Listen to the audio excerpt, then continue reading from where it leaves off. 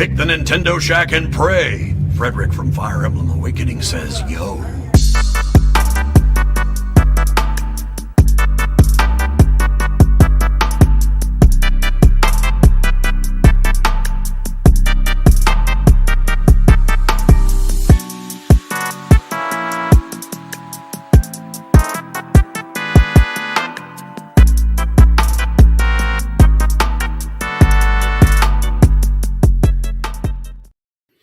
Greetings, Koopalings, and welcome back to the Nintendo Shack. I am back in the hosting chair as Rebecca's living her best life, and she has left the shack to us lowly Delvin and Donnie. And this week we were joined by Shack extraordinaire, Discord member, friend of the family, Kyle the Pug. It's a bachelor shack today. That's it. Don't say that. We've taken it over. No. You get a Delvin, you rose, okay? Delvin. No. Donnie, I don't know if you remember this, but about 5 years ago when I signed my PSVG contract, it was explicitly written that every episode I have to have a beautiful person to look at. Oh, no. So PSVG has Dev. Let me call Dev. I was just about to say, let's get Dev on the Yes. XP has Haley. This show is supposed to have Rebecca. And you say, no, we're going to give you Kyle the fucking Pug. Kyle the fucking Pug. That's it. Yeah, Kyle, What is happening Pug, here? baby? This You're is stuck just- with me for a week, Delvin. Get used to it. This is terrible. Rebecca's at MagFest, or maybe it's MegaFest. That's what everybody keeps saying it is. I don't know. I don't even know what that is. I have no clue what it is. Is it How a festival, out of the loop and out of the scene I am. I'm like, okay. is it a sure, festival for MagFest. magnets? Is it Is it a magazines? festival? What are we Yeah, talking magazine. about? Yeah. What's going on? I think it's a video game event. Well, I figured as much, Kyle. I would hope so. Excellent commentary, Kyle. Yeah. She looks like I was gonna say. I think she looks like though she's having a good time over there. Well, I wouldn't know. I wouldn't know I either. honestly don't know. Sure, I'll take your word for it. Kyle's Probably. more versed with what she's doing than we are. Way more She's versed. our co-host. We don't even know what she's at. I just kind of see the tweets, every so often. Well, I don't look Well, at that. Kyle, welcome to the show. Well, thank you. I appreciate you guys having me on for this week. Even though I'm not Rebecca, I'll try the best I can to. Well, you're right about that. guys. You're You not will fit. Rebecca. You will fit. Well, since you're the guest, we start every week with what we're playing. So we'll start with you, Kyle. What you been up to? Okay, so I've been kind of jumping around a couple of games because usually, with me and my massive backlog, I just kind of, jump around all over the place here like a ping pong ball or something like that. I don't know. But I'm playing one game that's not a Nintendo game, and that is The Quarry, which I'm actually gracious. Now you're winning. Kyle. I do. Strike You're winning two, me now, Kyle. Kyle. You're winning me. Good job. Good job. Hey, well, even though you say fuck you to me all the time, I appreciate that, Delvin. I actually did complete the game, but I got the bad ending. But I did unlock second chance mode, which basically means I get 3 lives to prevent certain people from dying. Like, say if you messed up or something, you can kind of go back to that point before they died, and you could use one of your 3 lives to prevent them from dying, which is kind of a neat concept because I don't know if until Dawn had that or not. But No, this is new. I think it's new for is the it new? Quarry Okay, specifically. Yeah. okay. Yeah, I was gonna say okay, but yeah, kind of a neat little concept. So I'm decided to go back and try to get the good ending for it, and I'm probably gonna complete it next Tuesday, I believe. So I'll probably have it beaten by then, and I'm thinking the other game, because I'm going to go to the other game here because I'll try to make this quick. So I'm doing a second playthrough of Golden Sun, which at first time I actually completed it. There was the first playthrough? Yeah, I did a first playthrough of like a year and a half ago. I actually enjoyed it. Like, it's a really good RPG game. So if you guys like RPGs, definitely go check that out. I don't believe I'm it. playing. Yeah, Not at all. Because it got released for Nintendo Switch Online. I would say, because I think it was last Wednesday it was released. That is correct. Somebody could confirm with me with that in the chat. I think it was Wednesday, but I'm not sure. So I'm doing a second playthrough. We'll allow it. All right. So I'm doing a second playthrough because the first time I completed it was on a GBA emulator. And I'm doing a second playthrough on Nintendo Switch Online so I could have an actual save file so I could do the sequel at some point. So That's been my week in the nutshell. This is nice because our biggest complaint is that we don't play Nintendo games. So we've brought a guest on who has played Golden Sun. We are allowed to keep Yes. our Nintendo cards for another week. Kyle, I Yes. wish you and Golden Sun all the best together. Oh well, Yes. thank you. I appreciate that. Hope you enjoy yourselves. Hope you do the whole thing. We start making fan art and become the Oh, I'm number not an one artist. artist. For the next I am not an game and- artist. 100%. I am no We artist. want Golden Sun 3, Golden Suns, Golden Moon, Yes. Moon, Golden moon sun. and the whole Just thing. keep going. Just go Yep. go through the On whole sun thing. and moon. Yeah. Golden Sun. Golden and Moon. sun, sun and moon. Yeah. That's great. Yeah, that's been my week in a nutshell, though. Nice. Well, sounds like a fun week. What about you, Delvin? I have done nothing. I have been busy. So nothing video game related, even though I saw the poll and everybody said I should play Prince of Persia. No one else voted for any of the other games. Of course. They're like, Prince of Persia is the one you should play online. So I will be playing that this week, which is good. My son apparently was just so excited for Prince of Persia. Where will you be playing it? I don't know. I'll be playing on Ooh. PS5 probably. My son wants to play it so bad on his Steam Deck, he went out the way to get it on Epic Store. Like, Nice. why? But that's what he wanted to do. And he also, this is kind of Nintendo related, he's been hooking up my Steam Deck. He's been adding a lot of old school games on it. He's going to start adding Nintendo games on it. Doing crimes. Doing crimes. Yeah, I love it. A lot of the old Wii U games that only came to Wii U and went nowhere else, he's adding to my Steam Deck, so I'm kind of happy about that. There's one in particular that I wanted. One of my favorite cartoon shows is Transformers Prime. And they had a Wii/Wii U exclusive game I remember that is- this game. that is actually really good. Yeah, I bought this for Jack when he was little. I remember this game. Yes, he's adding that one to my Steam Deck, among other things. He added Scarface for PS2, Ooh. The Thing. I didn't even know that was for PS2, to be honest. What, the You need Scarface game? Godfather. Yeah, I didn't know that was a thing on there. Yeah. That's good Yes. to know. You need Godfather.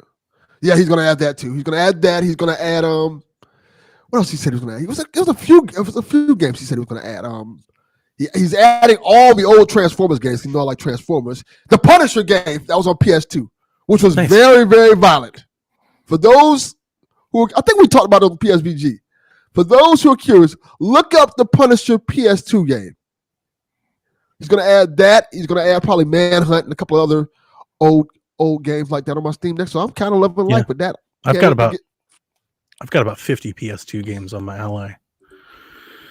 Midnight sounds Club and Rockstar and all that jazz. It's good Yeah. stuff. I'm gonna have him add all the games that I can't All play. my sports anymore. games. Yeah, probably NCAA. I have probably add on there. Playing those the games foot- in a handheld is a really nice. It's a really nice because even if they don't fit the screen, like they almost fit the screen. They run native. They look good. Like those are really nice on this. Yeah, I think it's a good way to kind of keep those games in my system, in my backlog, Yeah. stuff I want to play. Well, it's better. There's a than lot of collecting, stuff. Yeah, better than just actually going to spend money. Fuck that. Yeah. Do crimes. Have you? Well, if your son has Persia on the Epic Store, you could put that on your Ally. Huh. I'm playing Persia. I've only played Persia on my Ally the whole time. I'm just playing it 100% on the Ally at the moment. So I might just do that then. Because Excellent. I heard you saying it looks beautiful on the Ally, so I might Oh, it's just do excellent. that. Yeah, it's absolutely excellent. You saw the video I sent you how to adjust your screen settings. Do that. and Yes. then- I mean, I've posted pictures of Persia, and people are like, "Is that an OLED?" Like people don't realize how nice that screen is. And like for Switch 2, I'm hoping that they adopt like a very similar screen. Even if it's not OLED, I hope it's a really nice LCD like the Ally has. Yeah, I agree. I think it's important for Nintendo fans, bring it back to Nintendo, to look at these two systems and be like, all right, maybe the Switch 2 can get half of this, and that'll be cool. Because I don't Yeah, think it needs you- to go. Yeah. It doesn't have to go all the way with what these systems are doing. Just half of it, just a little bit more, a little stronger, Well, no, little better I screen. mean, for the screen, like we definitely want the best of what both bring to offer, right? Yes, Don't want the Switch 2 to be as bulky as either of them. I agree. I want the Switch's battery life to be twice what both of them are. Like, Yes, because You their know, battery like- life is terrible. yeah. Well, the OLED battery is a little bit better, right? Yes, I think so. The Steam Deck OLED battery, yeah, I think it's better. But like, yeah, it doesn't have to like compete frame for frame with these other consoles. But I want it to have a good screen, and I want it to be performant, and I want it to have good battery life and be, sleek and more carryable than these are, all that jazz. Because frankly speaking, the Switch paved the way for these consoles to come out. So, yep. I would think. What's up? I would think it would be cool for the Switch to. It doesn't have to be comparable, but just kind of update in a way that appeals to everybody. Because the Switch is the most accessible out of the three. So, maybe make it a little bit more better, and I love it. Garrett corrects us. The battery's not better on the Steam Deck OLED. It's just more efficient because of the screen. There you go. There you go. That Thank you, Barrett. I don't know, Ben. Ben asks if they'll go OLED. I don't know. I could see Nintendo not going OLED out of the gate. I don't know. It depends on. I just hope whatever screen they go with, I just hope it's good. That's more important to me than anything else. Just be good. I do think it's a little wild that people's expectations a while back was so off base with this thing when they were like 4K and all this other ridiculous stuff. Oh yeah. I was like, we just wanted to be good. HD 4K. I do think it will have upscaling, and I'm eager to see what NVIDIA can cook up for them in this regard. Oh, well, I don't even know how we got it. I mean, I know how we got here, but this is I wasn't expecting to open the show this way. We have nothing to talk about. That's how we got it. Well, that is true. We have a very, very slow. Move along, people. There's nothing to talk about. I really want it to have VRR. That would be good. VRR. I'm interested, Delvin. I would love to give you a homework assignment. I want you to play a game that struggles to run on your Steam Deck. Get a heavy game on your Steam Deck that runs in the 30 to 40 range, and then play that same game on the Ally, and make sure VRR and FSR is on. What it does for the frame rate, like if you can get the frame rate to like 40 or higher, it feels as smooth as like a 60 game. Like it really, really helps. It's noticeable. It's noticeably smoother. It's less choppy. And I think something like that for Switch, considering that we all think it's probably going to be not as powerful, that feels like a must-have. Like they've got to do something like that. That would go a long way. Okay, I'll do that with Batman Arkham Origins. Yeah, That's something like you can tell. You can really I'll get a game that's pretty heavy, and I'll be playing it, and I notice it's running at like 42 frames, and I'm like, and if I didn't have this counter here, I wouldn't notice because it just feels smooth. So it's pretty nice. That's dope. Oh, did Donnie freeze up? Oh, I was gonna say we lost him there. Yeah. Yeah, he's just like. well. Since Donnie's frozen up, Kyle, what's your thoughts on everything we were saying? The whole show did. Yeah, I was saying the whole show went. I'm running off this laptop. My computer is still not here, right? So this happened to me on Sean's show the other night, and it's happened about once per show. And I don't have anything else I can do until my PC comes, which is shipped, by the way. My new. It's not Melon. It's definitely mine. It's my little. I know. Chromebook, and I'm trying to make it seem like it's not yours, but it definitely is. It definitely is. My PC is on the way. I'm very excited. My PC is shipped. Yay! It'll be here. I would like to have it by PSVG, but we'll see. I don't know. Hopefully, definitely by next Shack, I'll have my new computer. Yay! Hopefully, you will. Anything else, Delvin? Now we're gonna ask Kyle the Pug, since you glitched out. I'm gonna ask him what is his thoughts on what we were saying about the new Switch. Honestly, I wouldn't say I was getting a little bit bored by the conversation, but I mean, one of these days I will have like an OLED and yeah, right now I'm a little bit poor to kind of know what you guys are talking about, but one of these days I will have a OLED, Switch somewhere down the line. OLED Switch maybe 2. When the Switch 2, Switch when the Switch 2 comes out, maybe later this year, 2025. Look, Kyle. Yeah, like I said, I'll definitely. It'll be day one for me by then. There's this great documentary that you can watch that may help you with your poorness. It's called Breaking Bad. Breaking Bad. Wow. Yeah, but yeah, I'm just selling drugs on the corner somewhere. Yes. We need a cook, Jesse. Jeez. Okay. So I will pick up with what I've been playing this week because I do have a review to provide. I am going to talk about Persia, but before I talk about Persia, I want to get into a review. I want to thank our friends at Demagog and Untold Tales. They provided me a code for their newest game called The Cub. The Okay. Cub is a post-apocalyptic platformer that is set in the same universe as Golf Club Wasteland. Shack listeners may remember my review of that game. When that game came out, it's a golf game. You play golf and you like use the golfing to like beat these puzzles and traverse the environment. And the cool thing about Golf Club Wasteland and this game is that it's set to a radio station. A radio station plays called Radio Nostalgia from Mars. And it tells a story via and they have like little podcast segments and funny commercials. And it's very satirical and funny. Reminds me, I mean, it's not the same at all, but like similar in style to like when you listen to talk radio and like Grand Theft Auto or something like that. You're getting these stories that like paint the world for you while you're doing something. They've made the Cub, which is a platformer. So if you're not into like the golf game, this is just a puzzle platformer, like a million other games you've played before, like Inside or Planet of Lana. And you just platform around. The Cub the character is a boy who's been raised by wolves. And through some sort of mutation, he can live on the wasteland that is Earth. Okay. And he comes across one of the visitors and he picks up his helmet and he puts his helmet on and the radio still works. So you're traversing this environment, listening to the radio from Radio Nostalgia from Mars and all these stories of like the land that you inherit and what used to be there. And at some point, the Mars folks, the humans, come back for like resources and stuff, and they find that you exist and they try to hunt you down because they want to figure out how you can survive and all this. And then it goes and tells its own story. The platforming, I'll just say a couple of things. It's a really short game. You beat this game in one sitting, 3 hours. Oh, it's also a cheap game. I think it's $15 at retail. If you buy it now on the launch discount, it is $7.49.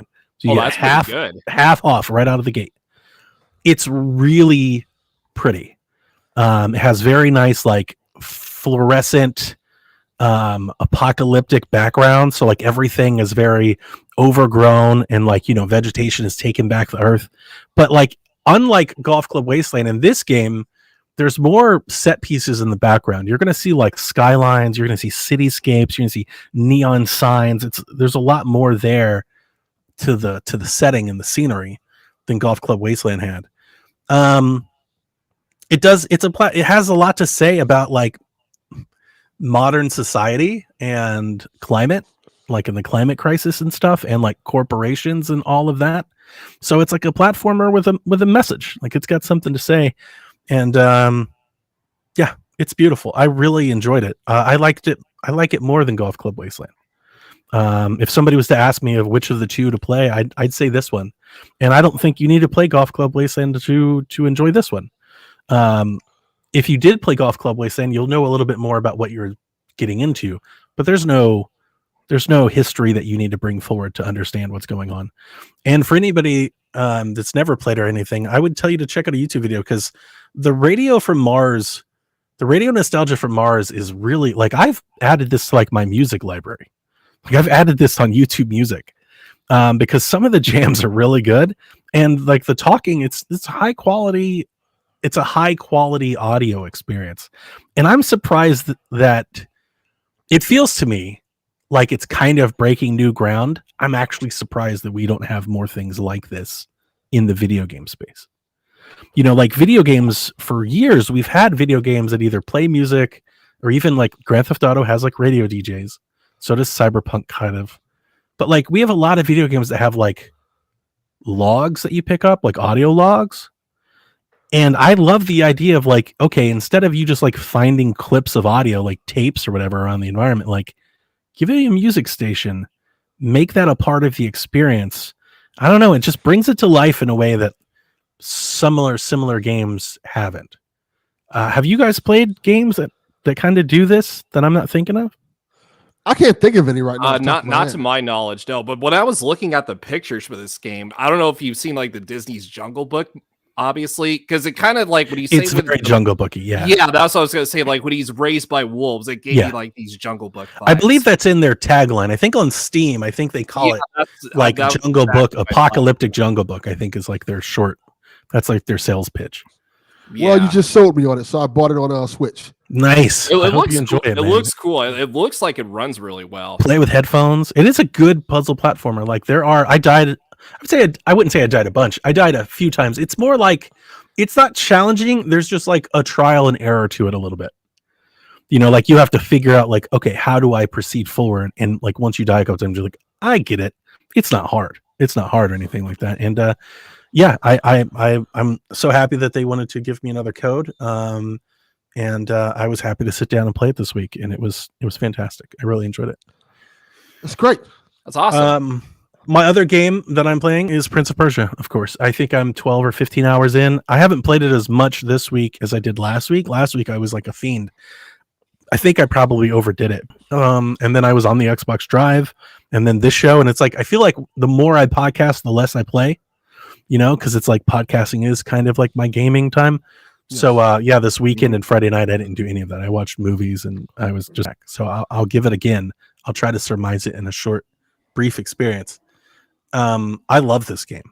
I absolutely love Prince of Persia: The Lost Crown. It is probably my favorite Metroidvania ever. It's not. I'm not a super Metroidvania fan, so like take that with what you will.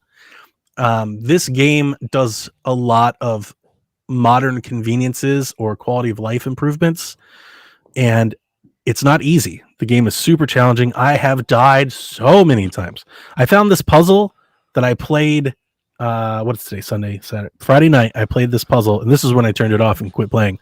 I must have died 30 times trying to do this puzzle that I couldn't do. I just kept dying and kept dying and kept dying and kept. I don't think I have all the abilities that I need to beat it, but I still thought I could. Like I was like, but I can if I just get it right, and I just couldn't. Like I just couldn't, and I just kept dying. And I was like, screw it, I don't want to play this right now. How challenging would you say on a scale of 1 to 10 this game would be? So here's the thing: it's tough, but it's not like Souls tough. It's not like you don't lose anything by dying. You just respawn right there, and you like there's nothing. You're not losing. So this game is very checkpoint friendly in a way. Yeah, absolutely, and it's very approachable, super approachable, and I am dying not from the combat, but from the platforming. There are platforming segments and puzzles that are optional. I felt that. There are optional arenas that you don't even have to do. It's just like I like doing it. When I was talking to Sean about it, what I said is, I think I was more emotionally invested into the music and the art and the story in Ori. And I think that's why Ori is like probably more special to me than this game, because I don't have like any feelings for this game. Gotcha. But this game I think is better. I think the level design is better. I think the platforming is better. I think there's more of it. If I was like critiquing it as a reviewer, I just think it's better. I think it's doing a lot of things better than Ori. And the bosses are super fun, and they are challenging. They are challenging. Dev and I were sharing messages over some of that last night. I don't even think I'm close to the end. I think maybe I'm halfway. Like there's a lot of game. It's super big. There's all kinds of stuff to do. And it's a surprise. Ultimately, the best thing that I can say about it is I don't think I ever want to play a Metroidvania that doesn't have these systems and mechanics. Wow. And I think if another Metroidvania comes out and they don't offer this, that might be a deal breaker. I'm like, I kind of want everybody to pick up where they have pushed this forward and like start from there. Like the bar is now here. And that's maybe the highest praise that I think I can give it. Most notably, I mean, everybody's talking about how you can store a clip. You can take a snapshot and like store it on the map, and that's cool. I'm not even really using that feature a whole lot. For me, there's a guided mode. There's 2 modes you can play. I don't know what the other one's called. I'm playing on the guided mode. The guided mode just basically shows you like where you're supposed to go. Thank God. Yeah, it's an icon on the map, and it's like you're supposed to be heading over here. Now, here's the thing. It doesn't give you all the map. You have to unlock the map yourself. It doesn't tell you what abilities you need to get over there. It doesn't do any of that. It doesn't tell you how to get there or any of that. So you still have to go Metroidvania your way around, right? But just having that icon of knowing where I'm supposed to go makes me feel so much less anxious that I'm going in the wrong direction. And it gives me so much peace of mind to allow me to explore other parts of the map. Because it's like, I know if I want to advance the story, I can just head in that general direction and start to figure it out. But because I know that that's where I need to go, I can go in another direction if I'm not. First time ever in a Metroidvania, including Ori, like I am finishing the map, I am collecting things, I am trying these puzzles. Like these are things that I'd be like, I don't know if I need to go here right now because I don't know if I'm going in the right direction. And I was always kind of trying to stay on the path because they give me that at least that much like faith, that security in where I need to go. Now I'm totally like, I'm not going there right now because I haven't completed this part yet. And I've never played a Metroidvania like that. That's amazing. And I think that's like, that's a whole new perspective for me in the Metroidvania genre. And I don't want to play a game without it. 100%. Yeah, I'll probably get it at some point because I actually forgot to mention this, but I also played the demo for Prince of Persia. Runs really fucking well on the Switch. Like I looked at, some videos. Yeah, I looked at a couple of videos. It was like, and I was thinking to myself, is it just me or does this actually run really well? Because I looked it up and my speculations were kind of right on the point. That to be the case in the actual game. I didn't either. Yeah. In the actual game, barely no even problems. Noticeable. Yeah. So I love it. I absolutely love it. I can't wait to play it. It's at a perfect time. I am right there with you. I don't feel like I'm being bothered or tempted to play other things. So it's a perfect time for me to like focus in and just play this game. And that's the only way that I've ever been able to play Metroidvanias. Like when I play a Metroid or an Ori or a Castlevania, like I have to commit and just play. I can't juggle that sort of game with other games because I have no idea where I am when I pick it back up. So it's a great timing for me to just sit there and just play this game. So I'm loving it. I'm absolutely loving it. That's awesome. Yeah. Okay. So with that, we'll get into our news, which is barely anything. It's been a really, like more than most, a really slow news week out there on the Nintendo front. Usually we have, NSO games or even sales or upcoming, like we have a whole lot of nothing, Yeah. So I wrote down a few things.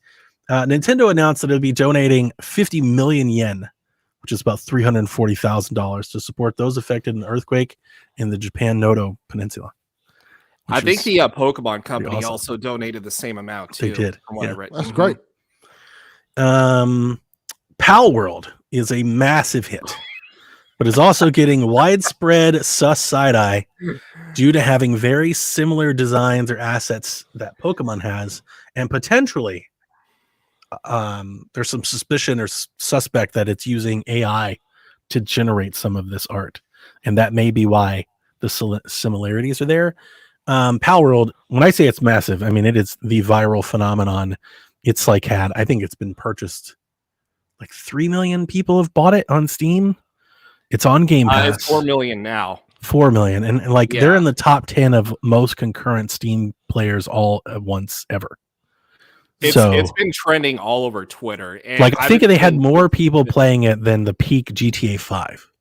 Just put that in perspective. And plus, it was the second most wish list game. Like, I think it was. I think there was a couple. I can talk about it. I can play it, but it's not on. Here's the thing. I was thinking about this. It's not on Switch. So I don't necessarily think it applies a whole lot to Shackland. So I don't really want to talk about the game. I did talk about it on the Xbox Drive. I can talk about it on PSVG. Also, I imagine there's going to be a lot of Nintendo podcasts this week talking about how Nintendo needs to sue them or can they sue them. And I don't want to do that either because, one, I'm not a legal scholar and I'm not going to go off of what people on Twitter say about it. If they sue them, then we'll talk about it then. I honestly, I'll say my piece on the matter. I think the record projection of this game shows how much of a desire and a thirst is there for a better Pokemon game. Yep, that's what I was going to say. And that is really the only Nintendo point that I think really needs to be made. Nintendo can try to shut it down if they want to, but I would hope that Nintendo instead goes, we should we should do better. That'd be the hope. I did play it and I did like it. It was pretty fun. Why do people seem like they're shocked by this? They had like a whole video presentation of this game. We've been seeing this. Me and Donnie have joked about this for months. This is just Pokemon with guns, and the characters look exactly like Pokemon characters. Yeah, I didn't realize it until people started doing like side-by-side comparisons. There are some models that are very derivative. I pointed that out. Complete ripoffs. Yeah.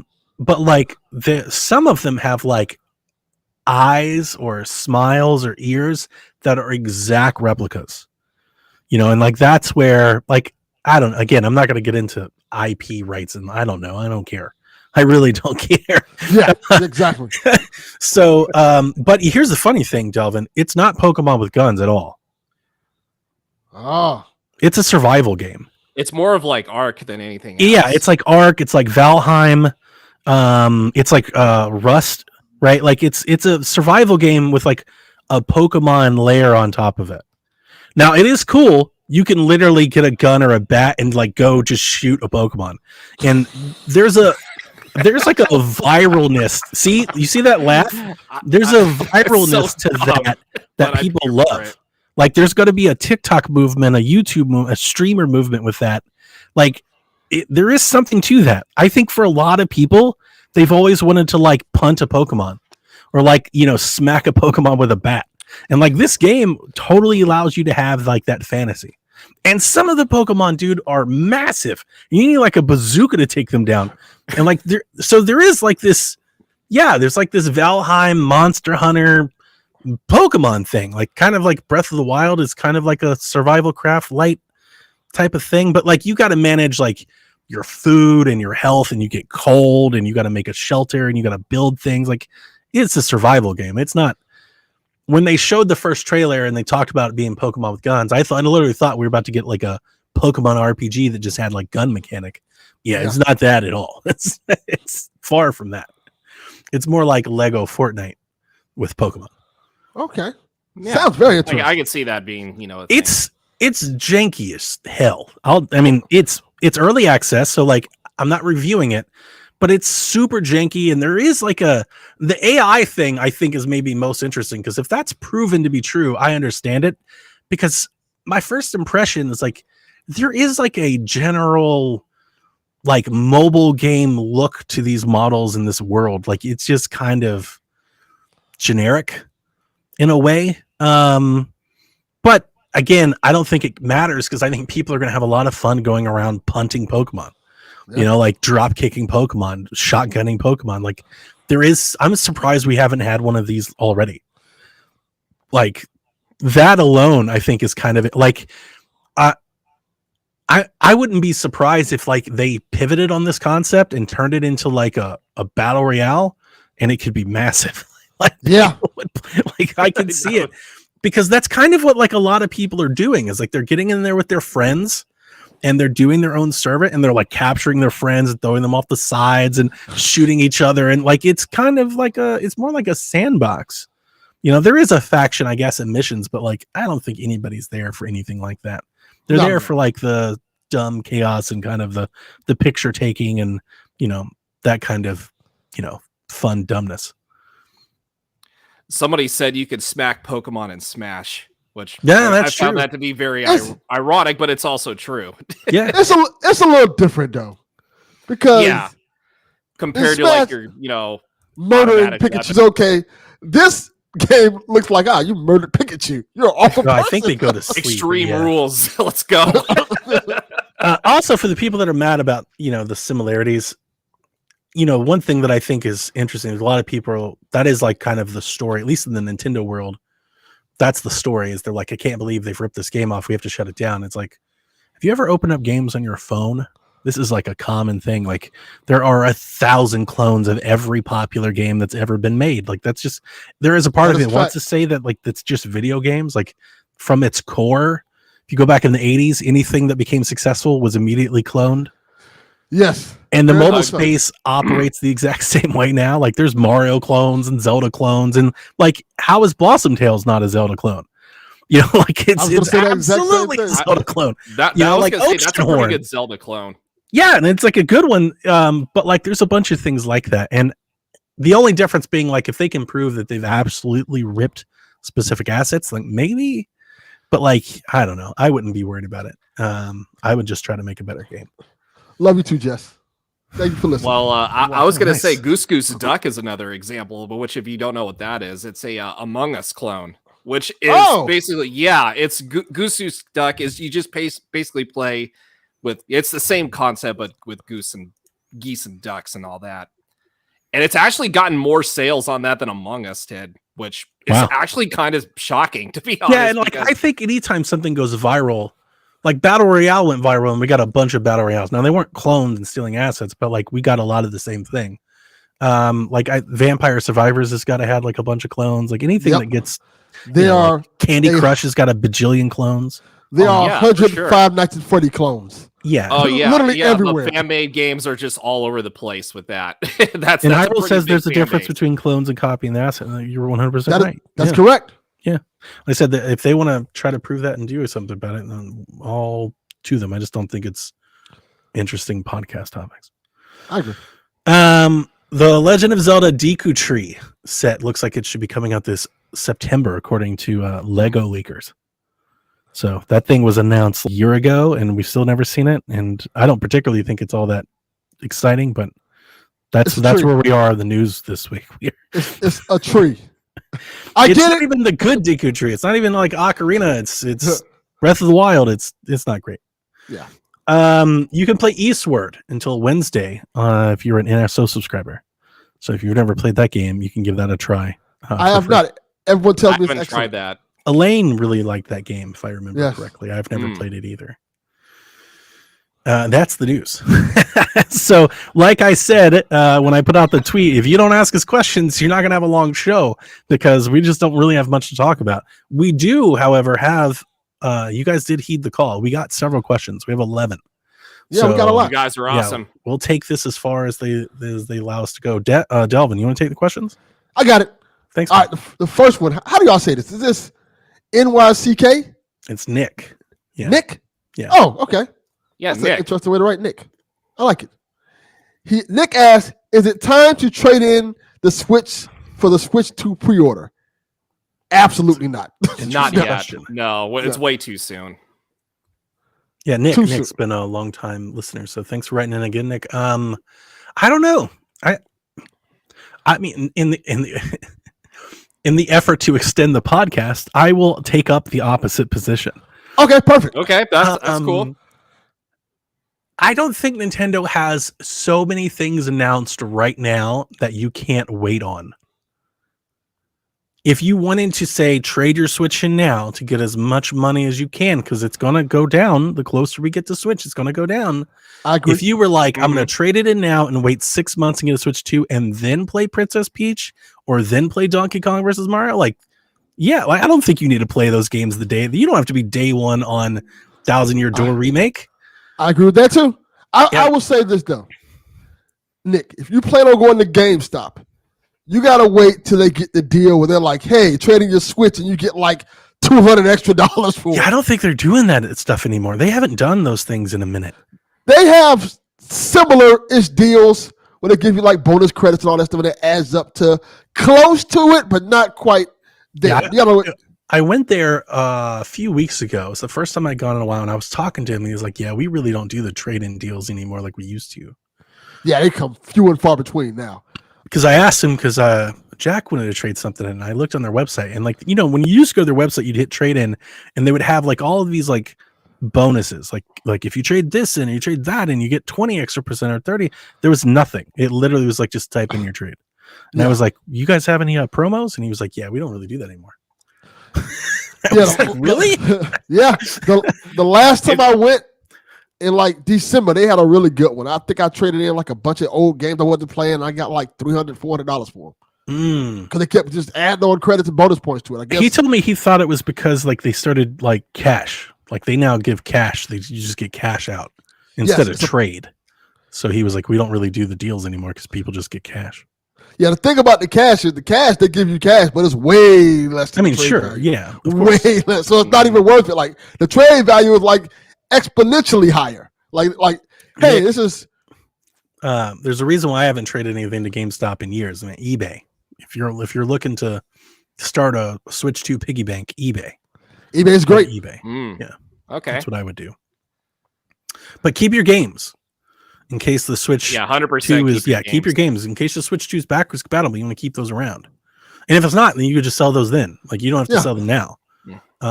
But yeah, I could see somebody trying to get ahead of the game. I did that with the Wii U when the Switch launched. I traded all my Wii U stuff in like I think it was maybe a year before the Switch launched, like when the announcement happened, and I made a killing.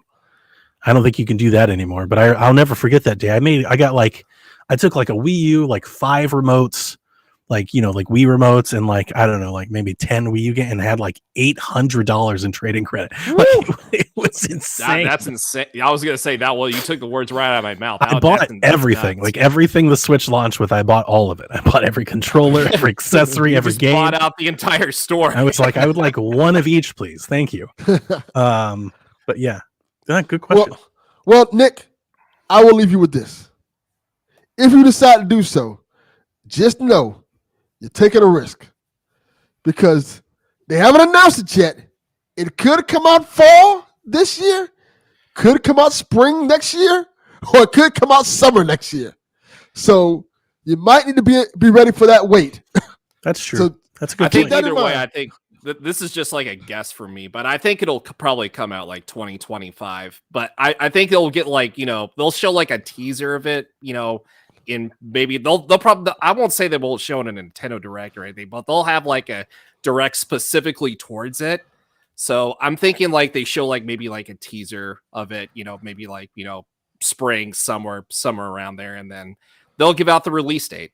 That's just how I would probably operate that. Yeah.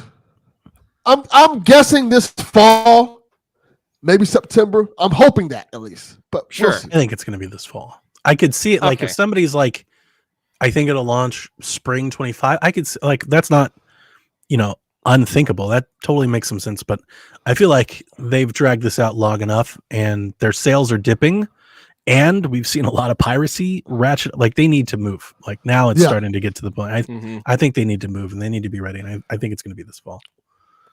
I agree. For sure. All right. Our next question from John 32. He says, in honor of Kyle, do you think we get another mainline Pokemon game this year? And if not, what would you like to see from the Pokemon Company this year? Also, if you were going to have a Pokemon over for a dinner party, which ones would you invite and why? All right, so I guess we'll start with Kyle. Kyle, do you think we get another mainline Pokemon game this year? Okay, so this has been talked about. I've seen this being talked about on Twitter for like, over and over again on what's going to come out this year between, the Black and White remakes, maybe like another, Legends game. But if I had to pick though, like, honestly, I feel like where we're going to go, like with because the remakes have been like a thing with Game Freak, and I'm hoping like this is going to be true, which I think it will be. But honestly, I actually would rather see the Black and White games remade on the Switch. Like I know the Switch is like kind of on the tail end here, but I was like, because with the last Pokemon remakes, which was Brilliant Diamond, Shining Pearl, I was a little bit sad. Like I was hoping it would be more Pokemon play. Yeah, as of right now, yeah. It kind of changed my perspective on it a little bit. But I would love to have a Let's Go Johto, because I never played the Let's Go game, so Let's Go Johto would be pretty fun to play. Like a Legends Johto, like set in like way back, Sure. way before the Pokemon, the Pokeballs like technology and all that lore. But I honestly would like to have like a Pokemon pinball like come back at some point, like a spinoff. Yeah, That'd like a be little cool. spinoff. Yeah. I could see something like that for sure. Yeah, I would love to have like a Pokemon pinball spinoff with like all the modern Pokemon. Yeah, that'd be cool. Yeah, be better than like another Match 3 or baking game. Yeah, but my head says there's going to be like a Gen 5 remake. I I want the Pokemon Company to stop making what they're making, unless they're making it for Switch 2, and make the game good again. Like, Yes, I agree. Make sure that whatever Pokemon game comes out on Switch 2 works. It's not that hard. Just make it work.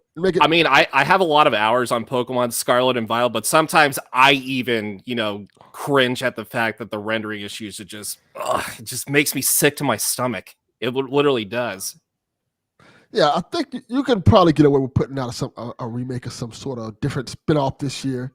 And then we can hold off to the mainline Pokemon game. Yeah, that would actually, I would rather have a spin-off than, just have like a mainline game just rushed. Yeah, I wouldn't even want like a remake of the older game. Like, just give us a spin-off or something else until you can fix this engine and make it so people can love these games again. Like, I actually had I didn't mean to interrupt you, but I actually had another idea with how they're gonna do with the Unova games. Like, supposedly they're supposed to be on the Switch. Instead of just like remaking them, have them set like maybe like 10 years after the events of Black and White, and you can start obviously with the Gen 5 starters like Snivy, Tepig, and Oshawott. Just have it, and you can become different characters too. You with the playable trainers. Yeah, have it set like maybe like 10 years into the future. I feel like that would be pretty cool, like a little bit of a step up. I agree. Instead of just like the original like remake. They gotta do something though. They need to do something. Game Freak, you need to hire me, please. Seriously. I got all these ideas and you're not taking advantage. I think when they announce or just when they showcase the Switch 2, I think Pokemon will be a part of it. It's too big for it not to be. Do I think it's coming out this year though? Probably not. I think Arceus makes sense. I think that would be the game that you pitch for new hardware, and I think that could be like their 2025 game. And I would hope that they would present it like, here's what new hardware allows us to do in this game, and it looks a million times better than we think it did. And I think that would be a big sell. I think that could sell a lot. Now, I love the idea of another spinoff. I don't think they'll go back to Pokken Tournament, but I would like them to. That was a cool game. I played a little bit of the demo. It's actually pretty fun. It is. It's pretty good. I also really love Pokemon Quest. It's like their little $15 spinoff game. I would love another one of those. That's something like that would be cool. Jack loves the Unite game. Like the little MOBA arena battle. I actually did love Pokemon Unite for a while because I used to have fun playing with friends, and now it just kind of died for me a little bit since I moved on to like other if they've got a remake or something like that, I feel like they're gonna save it for the new console. That's what I was it just feels like too big for them to just put off this year if they're not gonna, like with new hardware. I don't really see that happening. So I would bet if we're getting a Pokemon game this year, I think it's probably gonna be some sort of spin-off or a little indie game. Mm-hmm. All right, the second part of the question. Let's answer that part. What Pokemon are you having over for the dinner party? Mr. Mime. Can he cook? Probably not. No, I think he can. I mean, he can cook for Delia Ketchum in the anime. I mean, I guess. Yeah, like he cooks and stuff. He can like set the table. He's got extra hands. Yeah. Mr. Mime. He's not gonna like mess up the. He's not gonna mess up the dinner. He's not gonna screw up the dinner. I feel like Snorlax would be a bad idea. Seems like Snorlax would eat don't no Snorlax, please. Eat the table and everything. Like, no bueno. So I have two Pokemon that came to my mind, but I'm gonna put like one. This is just gonna be a random Pokemon that I thought of. Latios the Legendary, because it can understand human speech, and obviously, I don't know if obviously, probably people have not gotten that far into Scarlet and Violet due to the rendering issues, but you can actually feed your Pokemon sandwiches, and that's just like any kind of Pokemon, your babies, your legendaries. I don't know. I just thought of like a random Pokemon to invite. Latios understands human speech. It's the Eon Pokemon. Same with Latios. I was like, you know what? I'll have it over. Maybe you can have like, some chicken sandwiches or something. I don't know. But hey, that's just the Pokemon that came to my mind. The other one that came to mind was Lickitung. Ooh, that's hilarious to see him just like grab your chicken out of your hand. Just like damn it, Lickitung. God damn it. I spent freaking $10 on those sandwiches. Squirtle Squad's coming in.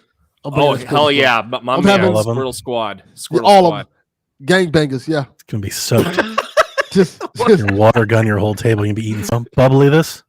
Yeah, I Let's think get it's some possible. some bottle service going. It just depends on how talented the Squirtle is. whoa. Not I was going gonna say, there. Nope. Next question. Next question. Time to move on. Moving Yikes. on. All right. TPR asks, what's more likely? Nintendo fixes Switch online connectivity qualities to servers, or Game Freak makes a new Pokemon game that has a stable 60 frames per second? Ooh. I say neither. Neither is likely to Yeah. happen. Yeah, that's kind of raising the bar a little bit. Yeah, I mean that's a really tough one. I think I'll go with Game Freak. I think I'm going to go with Game Freak too. Yeah, Game Freak. I was gonna say if I had to pick one, it's Game Freak for sure. Because like the hope is eventually, if you just keep getting better hardware, eventually that'll take care of the problem. Like if you just throw Yes. enough of it at, if you just throw enough of it at it, you can get the frame rate high enough, right? Yeah, that's where the Switch 2 comes in. I don't ever expect Nintendo. I don't know if they. I mean, I'm sure that they probably tell us that they own their own servers, but I would imagine that they probably farm that out. They probably rent servers from other people. Probably. I would think Yeah, so too. so I don't. Mhm. I don't think that's all that of a priority for them. They're like, does it work? It works. Figure it out. Good enough. like- Moving on. All right. Gamer Guy Lou asks, just because Kyle's joining the show, he's a fellow Pokemon fan. Who is your favorite Pokemon of all time and why? Oh, we have a theme. I know Delvin's is Detective Pikachu. Goddamn right. That is the answer. It- Pikachu is the GOAT. But The not game's just still- Pikachu, the game's detective, still the dead, Delvin, specific I'm Pikachu. sorry. I love all the Pikachus. Detective Pikachus. Pikachu, Oh, the one from You the didn't show. invite them to dinner. Yeah. No, because they'll be trouble. They'll like shock up shit and fuck up everything in my house. there's some truth to that. Yeah. All my games won't work anymore because they done electroshocked So everything. basic, Delvin. You went with the logo. Yeah. Goddamn Yeah, right. You're like Pikachu. here's a hot take. If worked. Pikachu wasn't the mascot of Pokemon, I would say Eevee would be a very good second choice. You shut your whore mouth. I am not, okay? That is the Jigglypuff. truth, and you know it. There you go. That's the answer, Donnie. Jigglypuff. There you go. Jigglypuff. Okay. I mean that's fair too. That's fair. Hey, what's the matter? You don't like Eevee? It was cool. Mind you, it's just not mascot worthy. Oh no, it was more of Delvin, but yeah. Oh. No, I like Yeah. Eevee. He's Eevee is fine. my daughter's favorite Pokemon. Oh, He's nice. Loves It's Eevee. not mascot worthy. Nah. Okay, so Gotta have character, personality. Yeah. yeah, I hear that. Eevee has none of that. Nah. So yeah, my favorite Pokemon. Okay, I mean my list kind of jumps around all It's over not a the list. place here, but It's one. Just one, Kyle. I know. That's Not what a I'm list. hearing. Just one. Yeah, but my favorite Pokemon's the legendary Suicune. Yeah, I sound kind of based for saying it, but you know, Not when as I base saw as saying Suicune, Pikachu. well, Oh. yeah. Pikachu's the GOAT. But yeah, when I saw Suicune for the first time playing Pokemon Crystal, I'm like, what is this legendary Pokemon? It looks so cool. So yeah, and when I was playing Pokemon Gold at the time, I caught it with. I have the Master Ball. opposite reaction every Yeah. time I see a legendary Pokemon. I'm like, this stupid looking. Yeah. Yeah, so yeah, we're kind of like on the opposite. I'm like everybody's yin yang favorite there. person to trade with. I trade all of my new starters. I trade all of my new gen folks. I don't want the legendaries. I don't care who's at the end of the game. I'm like, if you guys don't get out of the way and give me my base 5, don't get my original team back, the OGs. Yeah, give me I'm my such- Marowak I'm and like a Cubone. Pokemon grandpa at this time. Yes. You know, it's just like I have all these cards over here. And you'd think it. I have like these cool Pokemon cards of all these legend. No, I have first edition Cubones and Marowaks, a Snorlax, a Poliwrath, an Arcanine. Like all these things people take for granted. Yes. Give me Base- the OG Yeah. ones. Yeah, these base fools, man. I'm like, y'all can. Yeah, keep I was gonna all say that because you nonsense. are the Cubone guy. Nobody's ever gonna take that away from you. Yeah, no, that's my answer for sure. My answer is Cubone. For those of anybody, I mean, the answers I think is pretty simple. When I was young and was into Pokemon as a child, Pokemon is the orphan Pokemon, and I definitely connected to that with my upbringing and all that. So I latched onto Cubone then, and I also think Cubone is adorable and cute and funny, and he's like a crybaby, and it's hilarious. And he's got like, he's got like his whole goth story, and he hangs out with Ghost for my first Cubone card. Like, I didn't matter. Like, I treated the cards the same way I treat the game. Like, I don't care what they're worth or how cool they are. I want my dudes, and that's all that matters. And Hitmonchan was pretty much expendable. Always get out of starts here. with Cubone. If I could, and I've always wanted to, I wish that they would just let you start with whoever you want. That's a good idea. I would pay for that. Like, here's your 3, or you can give us $5, and I'd be like, here's $5. Like, it'd be so easy for me. Like, here's extra $5, Pokemon. Let me pick my own starter. Because I just normally don't care. I'm kind of set in my ways that way. Yeah, see, like, I like Cubone, but I like Alolan Marowak more than I do regular Marowak. I don't know. It might be just me. But... No. I like both. The Alolan Marowak was cool with the flames and stuff. You know, there was an episode in the first season of Pokemon where like Ash squares off with a Cubone at the university, and I think that also went a long way for me. That Cubone was absolutely hilarious. There's like a girl at the school, and she has the Cubone, and like Pokemon and Cubone square off. Oh yeah. At some point, Pikachu tries to like, I don't know, confuse it or something by making a funny face, right? So like he like pulls his cheeks and he does like the stone face, and he's all up in Cubone's face doing this, and Cubone literally just takes his bat and hits him in the head, and I was like, "This is my dude." Like, I was gonna say this is kind of like Three Stooges like material. Yeah, like he's just like, "What the fuck are you doing?" Just smack. It's like that slapstick. It's just my approach to all video games. You know, they're like, Dev's out here. He's like, "I'm a dual wielding hunter and I'm the super sniper." I'm like, no, dude, we're drop kicking people in the face. Like, okay, this is how we do it. So, I like Cubone. He's my dude. There you go. Good answer. Great answer. Our next question is from Jay Allen, who sounds like a Flash character. Love it. Sony makes Spider-Man and Microsoft is making an Indiana Jones game. What movie franchise should Nintendo make a game for? Mario. There you have it. Just easy, just like that. But I will say that a little off topic, but the Indiana Jones game, I've seen the trailer for that. Oh my god, it actually looks absolutely amazing. Yeah, they better get it right. That's the one. Yeah, I was gonna say I have high hopes for that game. You know what? I'll give a different answer to help out. I'll say Alien. You want Nintendo to make an Alien license game? Yes. Why? You know why? Who? Oh, Who's making it? The people who make Metroid make an Alien game. No, just make Metroid. The people, even Retro Studios. I was gonna say that's basically Metroid. Exactly. It'll be easy, it's just easy to make. Just reskin this Metroid game as aliens. There you go. What if it's Metroid meets Alien? What's Metroid Samus versus Alien the game? I like it. See, there you go. What if it just The fights cheesy little the spin-off. Xenomorphs? Yeah, there you go. I'll probably piggyback off Donnie, and I'll probably say Mario too, because I mean, I was joking, but legit. well, Mario does make sense though. I would prefer them to make another Mario game versus any movie game they could make. Like, if we're like, I would rather do that. Now, in actuality, all right, let's hear here. Well, what's a good? It's got to be cartoon related, right? It's got to be like cutesy cartoon. It's got to be animated. Nintendo doesn't really make non-animated games. They don't make realistic visuals. Now, that doesn't mean it's got to be realistic, but like you'd have to tone that down, and it's got to be family friendly. So I immediately go to like animation. I will say, what's the coolest superhero that's animated? You like a Batman, the animation? I was gonna say Batman, yeah, but there's like a bunch of those out there. Yeah, I'm trying to think. Spider-Man was Spider-Verse. Spider-Verse would be cool. Miles. Spider-Verse, but Nintendo, Sony already has the lockdown on Spider. Yeah. So Sony's not gonna let that go. Gwen Stacy. There you go. Who's Spider-Gwen? Okay, that could work. I thought they had a good one. They made their Avengers game. Like, it's good for them to kind of stay there. They could do something like that. They licensed like the Marvel superheroes. I like the battle arena thing for them.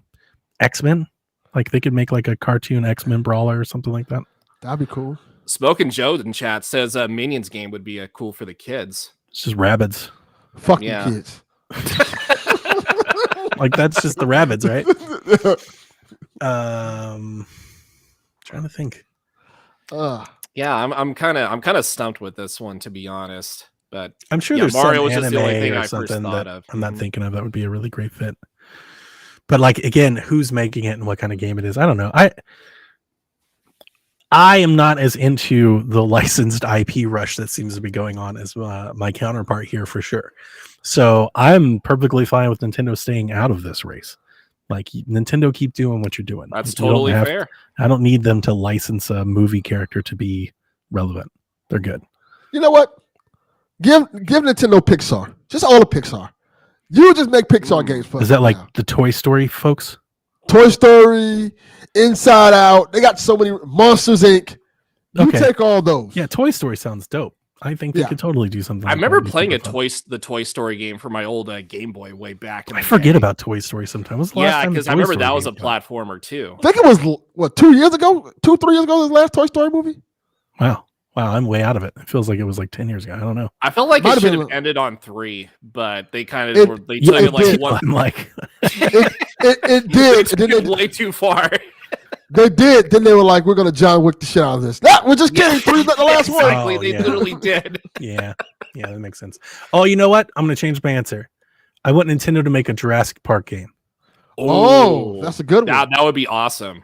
We yeah. get a good Jurassic Park game finally. It's Yeah. giving me the Jurassic Park Game Boy vibes when I had that for the Game Boy way back in the day.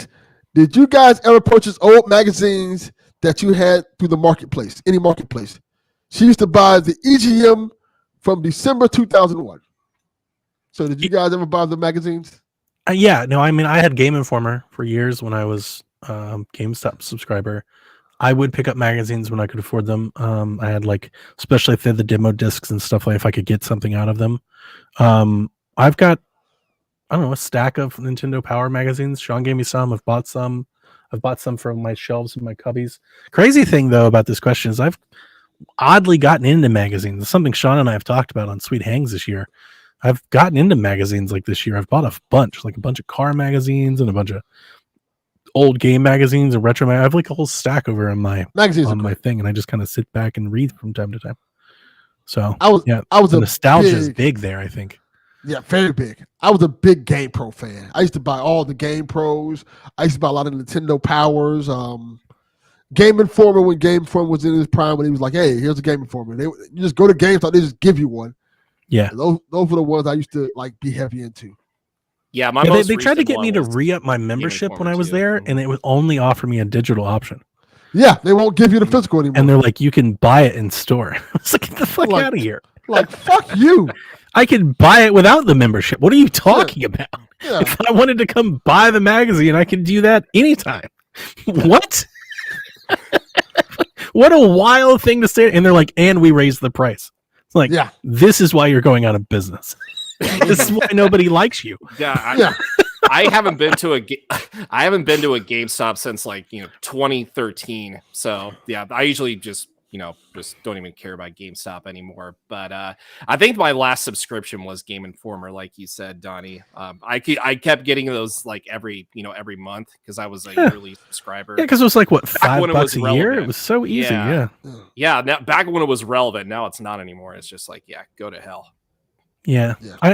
I wonder, I'm the next time somebody has a chance to talk to like Doug Bowser or not Phil, because Xbox is really super digital. There is something to be said. I wonder what Nintendo's thinking about like the current trending of physical in like stores starting to like lower space. I feel like Nintendo would be the last hold that like they may get rid of, Walmart may get rid of every game section except the Nintendo one, or Probably. like Target, right? But yeah, like I bet that's affecting them more than others. Now, people are still buying digital on Nintendo as well, so I'm sure their digital sales are going up, but they still seem to have a significant physical presence that the other consoles don't. And I'd love to know like a business level, because if you're thinking about the like in product of the masses, I'd love to know like how they're thinking about that. Like, I wonder if they're thinking of like printing less games or having less partners, less store. Like, could you ever see where like Nintendo games are in stock, but like only at Target or something? Like, I could see that. I could see that'd something be like the that same with happening. Walmart, yeah.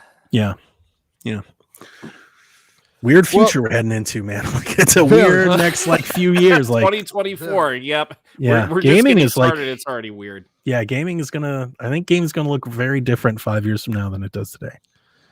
I agree. Nintendo and VR. Yeah, maybe. Never know. All right, I'll take Jess's next question. She asked, "Will Power World ever come to Switch?" Maybe, probably. Yeah. I mean, if it runs well, then I could. I don't think if it doesn't run well, like think about it.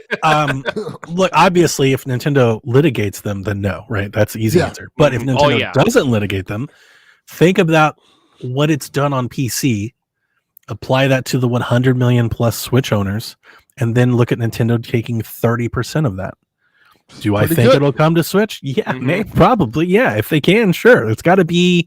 And the game is only like 6 gigs. It's a super light game. That's why it has like that mobile-y look and feel, because there's not a lot there. So yeah, they probably will optimize it and try to bring it to Switch. And it's not like there's some Nintendos are denying Switch games. If you logged into the eShop, there's all kinds of shit in that damn store. Random shit. Like all kinds of. There's that Last of Us clone that they tried to they tried to battle. Like. There's no, and I think I remember seeing a headline like around the new year that Switch had like the most games published to it like in a year, and it was like 2,000 more games than PlayStation. Yes. Because like every mobile dev is putting their game on. It's just anything you could want is being added to the Switch store. So yeah, I could totally see Power World coming. It could honestly could be massive, could be huge. Sell 50 million copies and make Nintendo millions of dollars. Yeah. it's possible. Definitely. All right. Our next question will be from Jason. And this is for Donnie. He said, Donnie, do you think NCAA will come to Switch this year? No. I'd be surprised if NCAA comes to anywhere this year. No, I think it's coming. I'd be shocked if it does. I think it's coming. It's coming out this year. I've got a lot of things to say about that, but I think it's coming. Well, I don't think anybody in Switchland cares. I think it's coming out this year. I don't think it's coming to Switch. I do think it could potentially come to Switch too. Okay. Because I think EA wants to do more with Switch 2. I think they've been on record as saying that they kind of missed the boat on the Switch, and they're like late to the party. And I think we're seeing like the rise. There's a lot of people that are like buying Allies and Steam Decks because they want to play Madden. Like that's a thing. And not like million, but like probably like maybe like 500,000, like 1 million people, because there is no portable Madden. Like there's like Madden Mobile. I think Switch could be a conduit for that, and they could have like a lucrative business over there. Yeah. NCAA has historically had a really small marketing cycle. So I know a lot of people are like scared because they haven't seen it yet. Like that's not uncommon. I think they'll like release a trailer in like April, and they'll do like a game breakdown in like May or June, and then like game will come out in like July. And I think it'll be pretty bare bones. The interesting thing about it, and again, I don't want to turn this into like a crazy long NCAA thing because I know nobody in Shackland cares. To surmise a point, college football is in a really, really weird place right now with like rules and regulations. I'm interested to see how EA tackles that with their game. I assume that they want their game to reflect that. And that's that could be a really crazy thing for this first game, because like the presidents in the NCAA are about to release a bunch of new laws to like change a lot of things, I think in like 2-3 years from now. So like this first game could be wildly different from like the second or the third or the fourth game. Yes. And this first game might be like the one that you want. Like you might want to collect it because it might be like a snapshot in time of like college football in its wildest Wild West days, before they kind of clean it all back up. And I'm that's kind of like the story that I'm like really paying attention to with NCAA and like where it goes. Like, is it going to have like the transfer portal? Can you just bid on other teams' players? Can you like contact some of these quarterbacks? We'll give you $1 million to switch teams. that might be in this game. That's not in like future games. Like that sounds kind of nuts. So Very soapbox interesting over. time to say the Mhm. least. Yeah, college football is a very interesting time. Yeah. All right. Our next question is from G-Man. He said, all right, so how are you all feeling about Nintendo for the next few weeks? I know another code recollection just dropped, but will a direct still happen at the beginning of February? Hold the direct thing because I took some time, G-Man, and I looked some up. So here's what you can look forward to in February. And if you don't know these, you can look them up and see if they're for you. One, we've got the Tomb Raider collection. It's coming out. You get Tomb Raider 1 through 3. It's got classic modes and new modern control schemes. I'm definitely getting that. I'm still undecided to get that on PC or Switch. I want it on Switch, but like I want a cartridge. I want the box. And I think it's digital only. Whoa. And that might make me buy it on PC. There's also Mario vs. Donkey Kong, which I'm stoked for. I I may was be gonna the say, only that- one, that but is I'm a U stoked game for it. to the T. Yeah, it looks so good. Plate Up, if you're looking for like that multiplayer chaos thing that comes out next month, there's a really cool game called Slave Zero X. That game looks cool. Yeah, and it's kind of like I this. have never heard of that actually. It's like a hack and slash, like a beat 'em up, but it's think of like a Marvel versus Capcom like 90s aesthetic, Yes. and it's like very Okay, that like makes sense. Okay. technology, like that Sega technology kind of look, and you're just beating up shit, like kind of having like this, like I don't know, like kind of like mech battles. Yeah, I can see that being a yeah, thing. it's pretty cool. It's very 90s arcade. It's like a prequel to Slave Zero. It's like an old shooter from back in the day. It's like a prequel to this. Okay. Open Roads. It's like an emotional adventure game. That's been marketed several times. I think PlayStation had to deal with that one. And then Star Wars Dark Forces Remastered, Which I'm excited Which- for. I'm probably going to get to, just because I'm hesitant because of the last Star Wars shooter game that I got, but that was Aspire, and I don't think Aspire is like super great. This is Night Dive, and I love everything Night Dive does, so I kind of want to get it too and give them a chance. It also looks like, this has got Vader in it and stuff. Yeah, this looks fun. Mhm. Yeah, so okay. Yeah, I think I'm going to get that too. I've been into, like these old school shooters for like 2 or 3 years now. Yeah. I keep playing all these boomer shooters and stuff. I was like, so yeah, let's do it. It's kind of like, I don't know anything about the game, but at first glance, it's like Duke Nukem, but Star Wars. Kind of. Yeah. So In a yeah, way. that sounds fun. Sure. I'm not the biggest Star Wars guy, but I can get down for that. Our next question. Hang on. We didn't talk about the direct. You asked about the Oh direct. yeah. Oh, yeah. Good. Yeah, we're going to get a direct in February.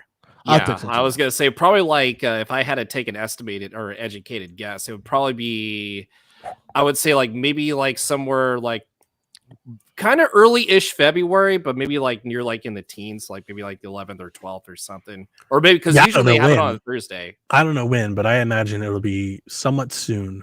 Yeah, Sooner rather than later. They've got to get dates out on games. And then once February rolls through, they don't have another chance.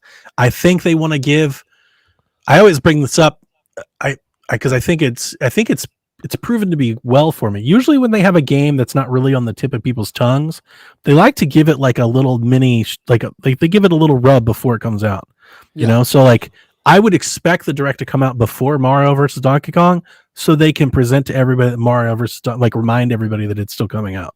yeah. Just give it Their that track little record, their marketing track rub. record is pretty spot on when it comes to February directs. So, Yeah, that's you true know, too. So I think they'll give Mario vs. Donkey Kong the rub. I think they'll date Thousand Year Door because I think Thousand Year Door is coming out before Luigi. I guess they'll probably announce a new game or two.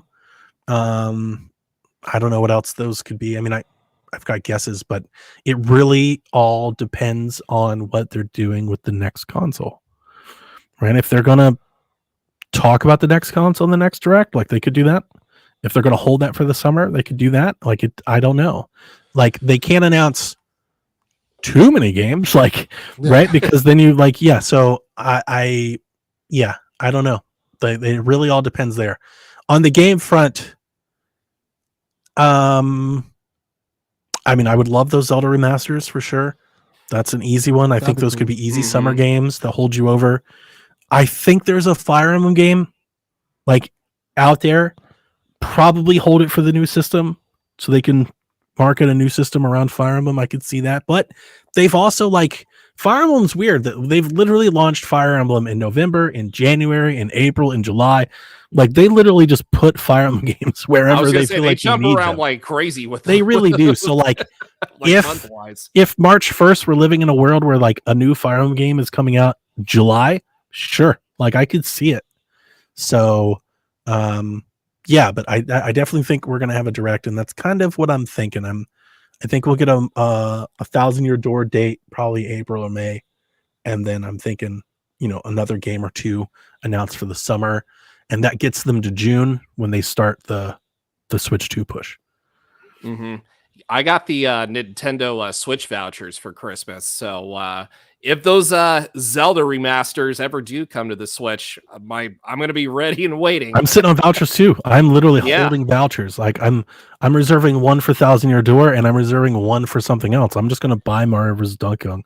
I'm not going to. Yeah, 1,000-Year Door is going to be like the first one I use my voucher on too. So I'm right with you. I don't think I'm going to use my voucher on Peach.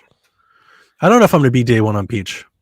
Like I want to be, but like I also am not really sure if that's going to be good or not. I would wait for a discount. That's one that like reviews might sway me on, you know, because I'm kind of on the fence. If people are like it's fun, I'll buy it. Mm-hmm. But if it's kind of mid, if it's like Strikers or like one of their sport, I'm not gonna. Oh, don't even get me started on Strikers. Oh my god, I kind of like it. Biggest I've waste been of playing it. $60. I kind of like it, but I didn't pay $60 for it. It's cool. I bought it from Rebecca for like $20. So like for $20, I'm like, this is fun. It's kind of cool. I would probably be. That's what I should have done, to be honest. I would agree with you though. If I paid $60 for it, I'd be like, it's not that great. Yeah, it literally isn't. Yeah, don't do what I did. But yeah, I kind of like it. It's just there's just not a whole lot there beyond the like just the exhibition mode, right? Like it just kind of is that. It's like here's the soccer game. If you're wanting anything more than that, you'd be let down. Yeah. But the actual playing the game, I think, is good. Like it's fun. I enjoy doing all the special power ups and all of the slides and all. I think it's fun sports game. Yeah. All right. Smoking Joe asked Shaq question. What is your dream? One more thing at the next Nintendo Direct. I want those Zelda remasters. I know it's an easy guess, and a dumb guess, and an expected guess, but it is the answer. Like I want those Zelda remasters. Damn it! Yeah, the Zelda remasters are pretty much like the most common answer you can probably. Yeah, just come on already.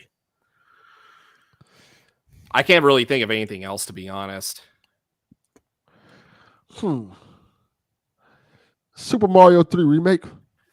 Hey, we're remaking Super Mario 3. Well, you have a real dream. I was gonna say you're kind of stretching it there, but yeah, I'm dreaming big. Make it. That's the question. I don't know. I kind of want to say maybe just give it like a new look. Very same game, maybe reimagined.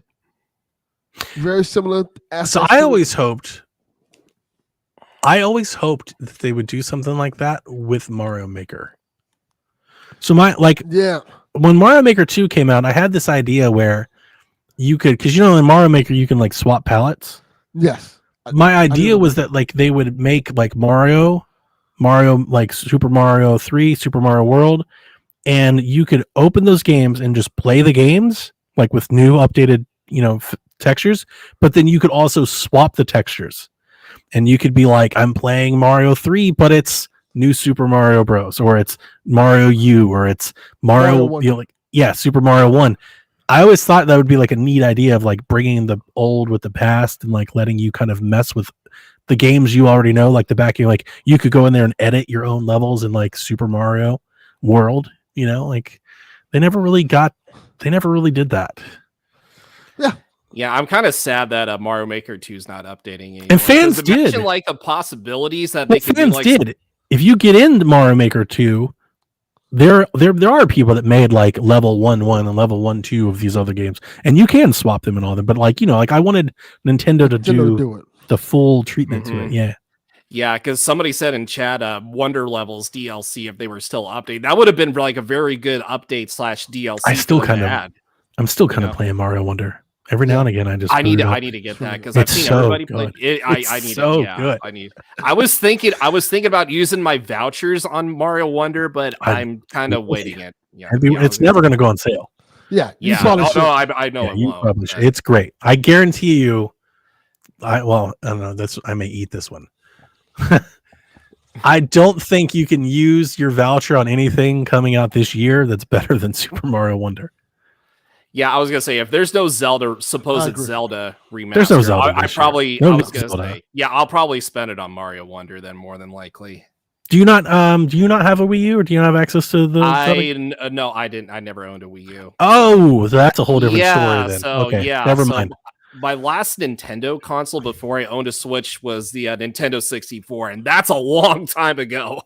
Yeah, no, that But yeah, that was Wind Waker HD is it's gorgeous. I mean, it's yeah. beautiful. Oh no, I've seen gameplay. It is that is my gorgeous. Zelda happy place. I mean, I love that game. Yeah, And That's I have it on my combat, for Ally, sure. and I can play it on my Ally, and I have, but it's, it's emulated. It's not quite as good, and also the Ally, the battery life isn't great. It's like it's not what I want it to be. Like that's not how I want to play the game. I want official support, optimized Nintendo experience. So I'm still waiting, but yeah, save your voucher. the for wait that. the wait will be worth it. But if it doesn't come, use it on Mario Wonder because it's incredible. Yeah, that's my plan B. Very good. All right. Our next question, I'm gonna go to this one from Nick. He asks, "Did you guys see Nintendo will stop printing a lot of Switch games soon? Do you think we're getting a Nintendo Switch Select, a Nintendo Selects lineup soon?" So there you go. No, I didn't see this. I don't think I didn't see selects- this either, but I would. Yeah, I don't think selects are going to be a thing anymore. I think if they were going to do selects, I think they would have done them by now. I think they would have done them long by now. That would have been a perfect thing to do, like during COVID, for some of those early Switch games, like Splatoon 2 and ARMS and stuff. They never did it, so I don't think they're going to do it now. If they are going out of print, I don't know if they are, but if they are going out of print, I think it's probably to clear up stock and be ready to either reissue them for the next system or make way for the next system, probably. That's what I was thinking. Yeah. Yeah. Same thing. All right. These final two questions, I picked them for a reason. You can kind of connect the dots with them. The first one from the dead man. I have answers for this the one. Undertaker. Now you're picking up the theme with Yeah. Prince of Persia stepping into Metroidvania territory. What other franchise would you like to see to go in that direction? So, I have answers. okay. I prepared for this one. All right, so I've got 3 answers. So I hope I'm not taking picks away from you. Okay. My true answer, like my Donnie answer, is Darksiders. Okay, that's a good one. Darksiders 3 is kind of like a 3D Metroidvania, but I didn't really like Darksiders 3, and I also don't want it to be 3D. I like the Darksiders franchise. It's always been a 3D franchise. I like Darksiders 2 the most. It's like a Zelda game. I would love to see Darksiders come back because like they did Genesis, and it was like kind of like a Diablo wannabe. I would love to see 2D side-scrolling Darksiders Metroidvania game. That sounds dope. Okay. Super fun with one of the horsemen and stuff. Super gothic and that sounds great. Okay. The other answer I wrote down, which I don't think is going to be all that surprising, like a lot of people have been wanting a Zelda. I think you could absolutely do a 2D Zelda Metroidvania game, even if you went like top down. I think it'd be a really neat way of kind of reintroducing, a 2D Zelda game in a different way. You still do dungeons and stuff. and Yeah, I it'd was be gonna say fun. kind of like Zelda 2 a little bit. Yeah, exactly. That was my answer, by the way. I was gonna Okay, I I- was gonna say, yeah, Look, Delvin and I kind of had the like the easy same one. brain cell there. But in my thinking, I came up with another one. This one's a little out there, but I actually think this one could be excellent when you think about it. When you Okay. think about it from a platforming and traversal aspect more than a combat. So when I think Metroidvania, I think platforming, puzzles, platforming, all of that jazz. I know you need a character that can do cool, action stuff too, but like I really think traversal and platforming, and I went Donkey think- Kong. Oh, thank God. I thought you were going to take my other answer. Donkey Kong could be an excellent, I was gonna say Donkey Kong is a great Metroidvania. answer. Yeah. especially if you could like throw people to like hit switches and stuff. Like it could there's a world where I think of like Donkey Kong Country as a Metroidvania, and it's excellent. Yeah, like I can Donkey see Kong it in my Country, mind. Donkey Kong Land. Yeah, like I'm like, Options are oh, there. this is actually really good. You get like some barrels and stuff. Like this could be a lot of fun. And I really like that idea because it's out of the box, in a cool way. So that was very original too. Yeah, I like those are my thoughts. I have a off the wall one, but follow me for a minute. Splatoon, a single player Splatoon game. I thought of that. Now, here's why I didn't put it on the list, and I want you to respond to this because I thought of that, and here's what I thought. Are there any? And obviously, I know Samus exists, but like it's different. Good Metroidvanias that are like primarily shooters. There's a couple of them. There's what's the like, Xbox Samus can shoot, but like I don't think of Metroid as a shooter. Like Splatoon, you just shoot. I think you could do something with the paint, the different colors. That's what I was thinking too. Like open up more areas. There's a platforming aspect to that is neat if you think about it in that way. But I just don't know.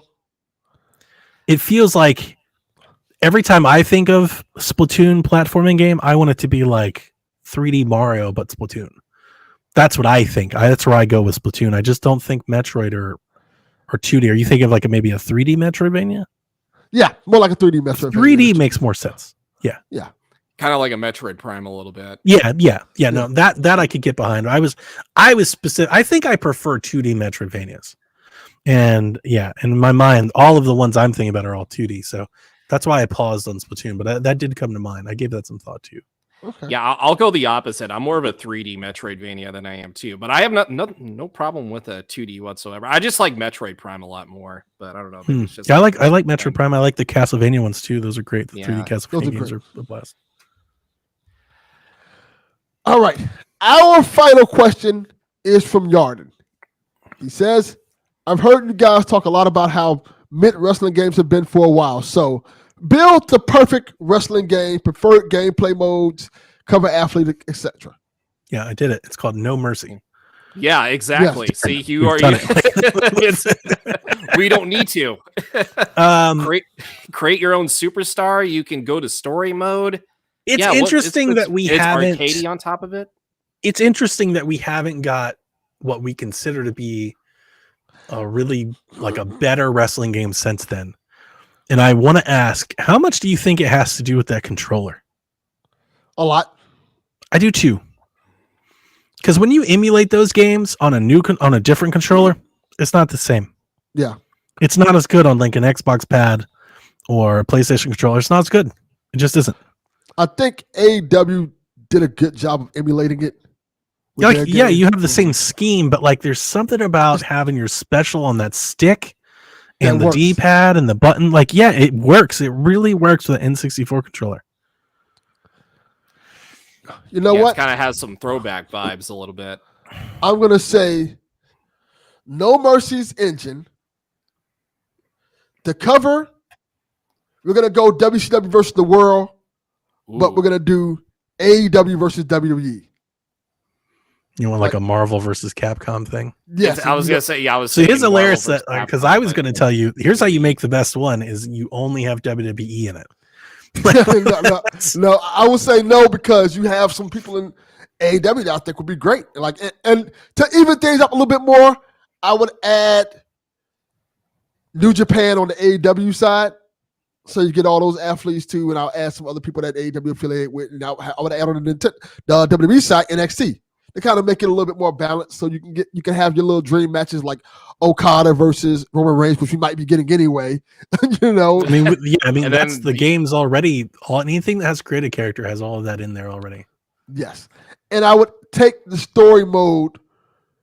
I would definitely take the showcase mode from WWE 2K series. The showcase. I would call it WWE versus AEW War Games. I like it. Put like both their logos kind of against each other like that. Yes. And then if you think of like the No Mercy World Tour Revenge character select screen, you know, like they had like the stables that you would have flipped through. I would put them in different stables and I would do it by division. So I'd have like the AEW stable for like heavyweight, the AEW stable for intercontinental, the AEW stable for tag team, and I would do the exact same thing for WWE.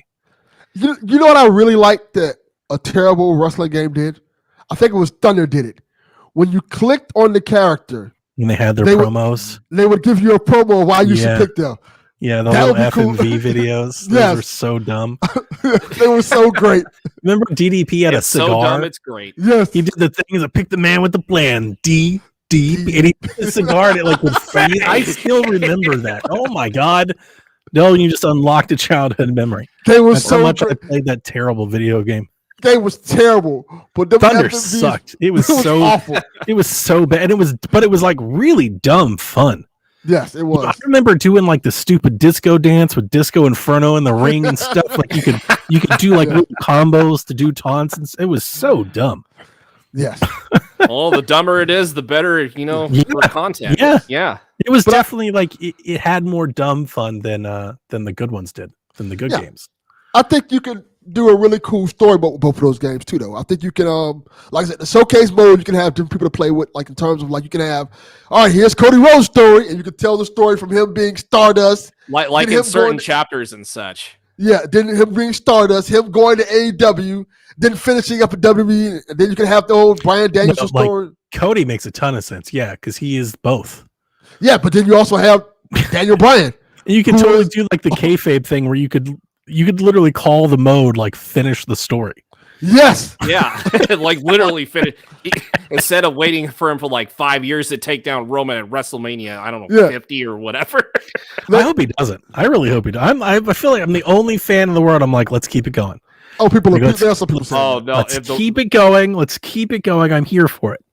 Yeah, since I think Roman is not going to be at the Elimination Chamber, or apparently he's not working there, I think they're setting it up to where it's going to be Rock Roman at He has to have the WrestleMania. belt for another year to take Hogan. Yeah, I'm like, if- I'm yeah, all about Roman's that going to be record. Rock if it's I'm going to be. all the about that title. record. Let's get that record done. My brother said the same exact thing too. Oh. They're gonna if he wins at WrestleMania and he has the He's title, going to. he's He gonna absolutely is. he's gonna keep I will say this: if you're gonna do it, don't do Roman versus Cody again until it's time for Roman to lose the belt. Right, of course. No, that's Yeah. true. I Yeah. think everybody Yeah. agrees with that. Like if you're gonna do Roman versus Rock and he keeps the belt, I'm fine with that. Hey, But if they're you're not going to do Roman versus Rock where Rock gets the belt. Like that is not a Yeah, possibility. That's dumb. Well, I just don't Yeah. think it's possible. Yeah. The Rock has he has to run his football company and make movies. Like he can't be the WWE champion. He can't do Exactly. that right now. Like And you, he's forever old. He couldn't even hit a Yeah. promo the other night. What Yes. are we talking about here? That's not plausible. and if you think it's bad when you don't only see Roman every 3-4 months, imagine Rock coming back once a year. I do Yeah, think I was. I am getting used to the idea of Roman Rock at Mania, and then Roman keeps that belt for another year, breaks the record, and drops it to Cody at Mania.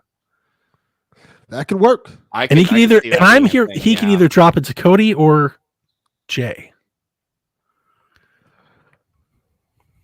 That can work. Jay Uso's an interesting one, but I like where you're going with that. You elevate somebody else. Yes, I think. You know, you're not elevating Cody by giving him the belt. You can elevate Jay by giving him the belt. yeah. Cody can think- just go put And somebody it tells over the and him it just and like that. it completes the bloodline story. I Mhm. think if you're gonna go to next year WrestleMania with Roman holding the belt, I would do Solo. Yeah, or Solo. That works too. I would do Solo. Well, I think Solo needs his ultimately, singles push. He when I really pitched in does. the Discord, and I mean, we don't know, but I feel pretty good about if they've got Rock like we think they do. It's still not to be confirmed, but if they do like we think they do, what I think happens is I think Rock begins the destruction of the bloodline. It starts there. That's what I was thinking too. So, like, like, Solo's gonna I have think- like second thoughts. Yeah. So like they're gonna jump the ring and like they're not gonna be able to turn on Rock. They can't. Yes. And that's gonna Mhm, see sure. doubt in Roman. And then Roman starts to fight all of his cousins throughout the year until he walks into Mania alone. No Heyman, no Uso, no so you Solo. think Heyman's gonna turn It's on him at some one- point? yeah, Yes. Roman turn, yeah, 100% Heyman turns, and it's Okay. just him, Roman versus Cody, and Cody. I'm wins. down for that. I'm That's down how for I that. see that story going on for a year. I'm on every podcast. There's not a podcast I'm not on. Are you doing XP today too? Yes, I am. Awesome. 8 o'clock Yeah, tonight. you are a busy man. Yes. MVP. that is true. Yeah. Well, I think that might be it for us. I think we did the damn thing. Look at that, hour and a half. We got 90 minutes out of nothing. debt relief, Nothing. and Pal World rumors. So fun show. We made it. We did it, guys. Yay. Congratulations. Everybody play the Cub. If you're looking for a cheap game, remember it's on sale, $7.50. Go give it a try. And we'll see you next week when Rebecca makes her return to the show Probably. to tell us about MagFest, and maybe I'll have beaten Persia by then. And then I don't know, man. Just hang with us until Mario vs. Donkey Kong comes out. There you go. There's just not a whole lot else going on right now until that happens. So Yeah, your backlog's gonna extend just by a little bit. yeah, and there's something to be said about that too. There are a couple games that I haven't got to on Switch that I might be trying to find a way to work in here soon. Like I still haven't played that Bayonetta spinoff. I want to. Well, there you go. That's good. Now's a good time to do it. When I finish Persia, if there's still nothing out in Switchland, I may try to cop a copy of that for cheap. Okay. That'd be fine. Yeah, good times. All right, guys. Well, thanks for joining us, and Shackers, thanks for listening to us. We'll catch you next week. Good night, Kooplings. Whenever you're ready. All right. This is Frederick from Fire Emblem Awakening. And I forgot the line already. What?